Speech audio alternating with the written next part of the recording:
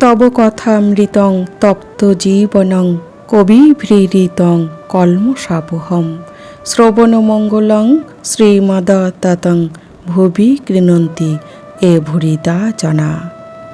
শ্রী শ্রী রামকৃষ্ণ কথামৃত, তৃতীয় খণ্ড, দ্বিতীয় পরিচ্ছেদ। মনুষ্য প্রকৃতি ও গুণত্রয়, ভক্তির সত্ত্ব, রজ, তম। যেমন সংসারীদের মধ্যে সত্ত্ব, রজ, তম তিন গুণ আছে, তেমনি ভক্তিরও সত্ত্ব, রজ, তম তিন গুণ আছে। সংসারীর সত্ত্বগুণ কীরকম জানো? বাড়িটি এখানে ভাঙা ওখানে ভাঙা, মেরামত করে না। ঠাকুরদালানে পায়রাগুলো হাগছে, উঠানে শ্যাওলা পড়েছে, হুঁশ নাই। আসবাবগুলো পুরানো, ফিটফাট করবার চেষ্টা নাই। কাপড় যা তাই একখানা হলেই হলো।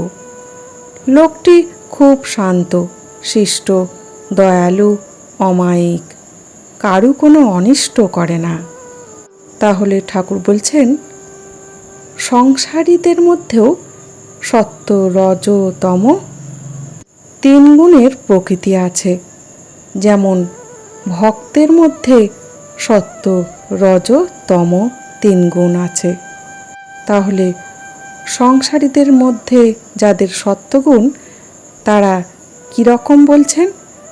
তাদের বাড়িটি এখানে ভাঙা ওখানে ভাঙা, তেমন কোনো ফিটফাট না, আর নিজেরও কোনো সাজগোজ নাই। যা হোক একখানা কাপড় পরলেই হলো। সেই মানুষটি শান্তশিষ্ট, দয়ালু, অমায়িক, কারু কোনো অনিষ্ট করে না।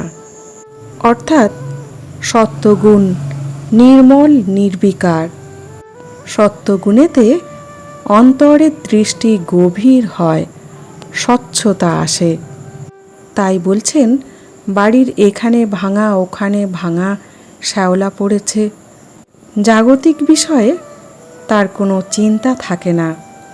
তার সাত্ত্বিক জ্ঞানের দ্বারা সাত্ত্বিক সুখ প্রাপ্ত হয়, আর নিজের চেতনস্বরূপ আত্মাতে আবদ্ধ থাকে। তাই সে নিজের মধ্যে নিজে সুখী থাকে, তার কোনো কর্মের বন্ধন থাকে না। সংসারীর রজগুণ লক্ষণ আবার আছে। ঘড়ির চেন, হাতে 2-3টা আংটি, বাড়ির আসবাব খুব ফিটফাট, দেওয়ালে কুইনের ছবি, রাজপুত্রের ছবি, কোনো বড় মানুষের ছবি। বাড়িটি চুনকাম করা, যেন কোনোখানে একটু দাগ নাই। নানা রকমের ভালো পোশাক, চাকরদেরও পোশাক, এমনই সব। তাহলে ঠাকুর সংসারীদের রজগুণের লক্ষণ বলছেন। রজগুণে তৃষ্ণা, আসক্তি বেশি। এটি কর্মের আসক্তিতে আবদ্ধ করে।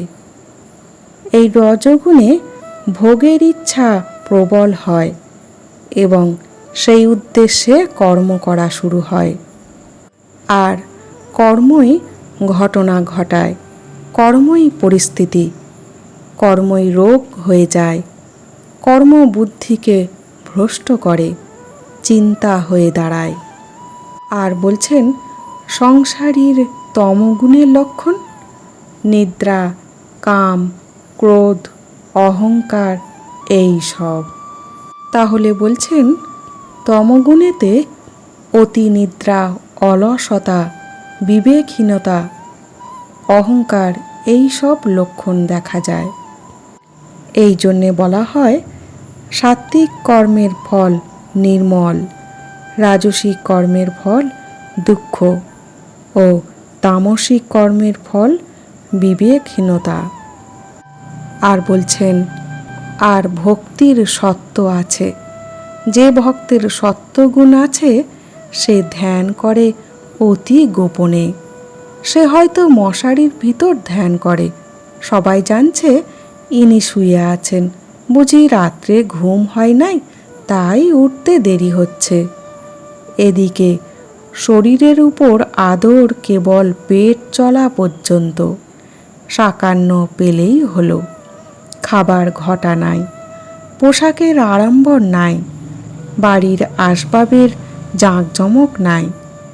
আর সত্যগুণী ভক্ত কখনো তোষামোদ করে ধন লয় না। তাহলে সত্যগুণী ভক্তের কথা বলছেন। যে ভক্তের সত্যগুণ আছে সে ভগবানকে অন্তর দিয়ে অতি গোপনে ডাকে। তার অন্তরেই পূজা হয়ে যায়, কেউ জানতে পারে না। সে জ্ঞানের দ্বারাই সন্তুষ্ট, তার অন্য কিছুর আসক্তি নাই। আর বলছেন ভক্তির রজ থাকলে সে ভক্তের হয়তো তিলক আছে, রুদ্রাক্ষের মালা আছে, সেই মালার মধ্যে মধ্যে আবার একটি সোনার দানা। সকলের হাস্য। যখন পূজা করে গরদের কাপড় পরে পূজা করে। তাহলে রজগুণী ভক্ত, সেও ভগবানকে ভক্তি করে, কিন্তু একটু লোক দেখানোই বেশি, নিজেকে জাহির করে। ভোগের মধ্যেই তার মন আটকে আছে, তাই সে গরদের কাপড় পরে পূজা করলেই তার মন পূর্ণতা পায়। শ্রীরামকৃষ্ণ বলিলেন, ভক্তির তম বার হয় তার বিশ্বাস জ্বলন্ত। ঈশ্বরের কাছে সেরূপ ভক্ত জোর করে, যেন ডাকাতি করে ধন কেড়ে লওয়া, মারো কাটো বাঁধো, এইরূপ ডাকাত পড়া ভাব। তাহলে তমগুণী ভক্তের ইন্দ্রিয় ও অন্তঃকরণ স্বচ্ছতা থাকে না ঠিকই, কিন্তু তাদের বিশ্বাস জ্বলন্ত। তারা ঈশ্বরের কাছে যেন জোর করে ধন কেড়ে নেয়, কিন্তু তাদের অধিকারী ভাব আছে, রোগ আছে। যেমন ডাকাতি করে ডাকাত যেমন করে ধন কেড়ে নেয়, ঠিক তেমন। বলছেন কি, আমি তার নাম করেছি, আমার আবার পাপ, আমি তার ছেলে, তার ঐশ্বর্যের অধিকারী, এমন রোগ হওয়া চাই। তমগুণকে মোড় ফিরিয়ে দিলে ঈশ্বর লাভ হয়। তার কাছে জোর করো, তিনি তো পর নন, তিনি তো আপনার লোক। আবার দেখো, এই তমগুণকে পরের মঙ্গলের জন্য ব্যবহার করা যায়। বৈদ্য তিন প্রকার, উত্তম বৈদ্য, মধ্যম বৈদ্য, অধম বৈদ্য। যে বৈদ্য এসে নাড়ি টিপে ঔষধ খেয়েও হে এই কথা বলে চলে যায়, সে অধম বৈদ্য। রোগী খেলে কি না এ খবর সে লয় না। যে বৈদ্য রোগীকে ঔষধ খেতে অনেক করে বুঝায়, যে মিষ্ট কথায় বলে, ও হে, ঔষধ না খেলে কেমন করে ভালো হবে, লক্ষ্মীটি খাও, আমি নিজে ঔষধ মেরে দিচ্ছি খাও, সে মধ্যম বৈদ্য। আর যে বৈদ্য রোগী কোনো মতে খেলে না দেখে বুকে হাঁটু দিয়ে জোর করে ঔষধ খাইয়ে দেয়, সে উত্তম বৈদ্য। এইটি বৈদ্যের তমগুণ। এ গুণে রোগীর মঙ্গল হয়, অপকার হয় না। তাহলে ঠাকুর বলছেন, তমগুণকে মোড় ফিরিয়ে দিলে ঈশ্বর লাভ হয়। অর্থাৎ তমগুণী ভক্তের ভগবানের উপরে তার অধিকারী ভাবটি আছে, জোর আছে। পিতার উপর পুত্রের যেমন অধিকার থাকে, ঠিক তেমনই ভাব, তেমনই বিশ্বাস। আবার বলছেন তমগুণকে পরের মঙ্গলের জন্য ব্যবহার করা যায়। কেমন করে? বলছেন উদাহরণস্বরূপ, বৈদ্য তিন প্রকার, উত্তম বৈদ্য, মধ্যম বৈদ্য আর অধম বৈদ্য। যে বৈদ্য রোগীকে দেখে ভালোভাবে বলে চলে যায় যে ঔষধটি খেও, রোগী খেলো কি না তা দেখে না, তাকে অধম বৈদ্য বলছেন। আর যে বৈদ্য রোগীকে ঔষধ খেতে অনেক করে বুঝায়, শুধু জোরটি করে না, সব রকম বলে চেষ্টা করে ওষুধ খাওয়াতে, তাকে বলা হচ্ছে মধ্যম বৈদ্য। আর যে বৈদ্য রোগী ঔষধ খেলে না দেখে জোর করে বুকে হাঁটু দিয়ে ঔষধ খাইয়ে দেয় রোগীকে, সে বৈদ্যকে বলা হচ্ছে উত্তম বৈদ্য। এইটি বৈদ্যের তমগুণ, কিন্তু এতে অন্যের মঙ্গল হচ্ছে, এতে কোনো অপকার হচ্ছে না। তাই জন্যে তমগুণী ভক্তকেও উত্তম বৈদ্য বলে শ্রেষ্ঠত্বের পরিচয় দেওয়া হচ্ছে।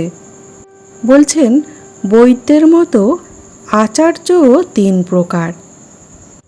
যিনি ধর্ম উপদেশ দিয়ে শিষ্যদের আর কোনো খবর লন না, সে আচার্য অধম। যিনি শিষ্যদের মঙ্গলের জন্য তাদের বারবার বুঝান, যাতে তারা উপদেশগুলি ধারণ করতে পারে, অনেক অনুনয় বিনয় করেন, ভালোবাসা দেখান, তিনি মধ্যম থাকের আচার্য। আর যখন শিষ্যেরা কোনো মতে শুনছে না দেখে কোনো আচার্য জোর পর্যন্ত করেন, তাঁরে বলি উত্তম আচার্য। তাহলে ঠাকুর বলছেন বৈদ্যের মতো আচার্যও 3 প্রকার, অর্থাৎ গুরুও 3 প্রকার। যে গুরু ধর্ম উপদেশ দিয়ে শিষ্যের আর কোনো খবর নেন না, যে শিষ্যের উন্নতি না অবনতি কি হলো সে খবরটি আর তারা নেন না, সে আচার্য অধম আচার্য।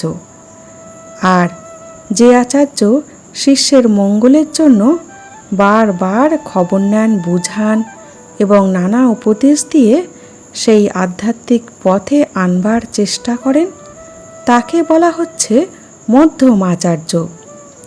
আর যে আচার্য শিষ্যকে বাধ্য করে সেই পথে আসতে, তাকে জোর করে তার মঙ্গলের জন্যে, শিষ্যকে যে কোনো রকমে সেই পথে এনেই ছাড়ে, তাকে বলে উত্তম আচার্য। তাহলে ঠাকুর অধমের মধ্যেও উত্তম গুণ দেখতে পাচ্ছেন। আজ এই পর্যন্ত। জয় ঠাকুর, জয় মা।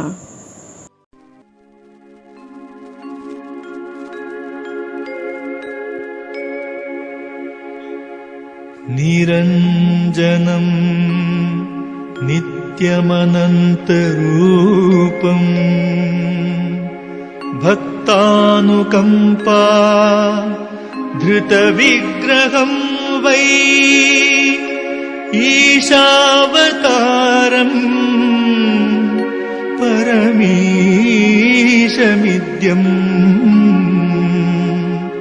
तं रामकृष्णं शिरसा नमामः।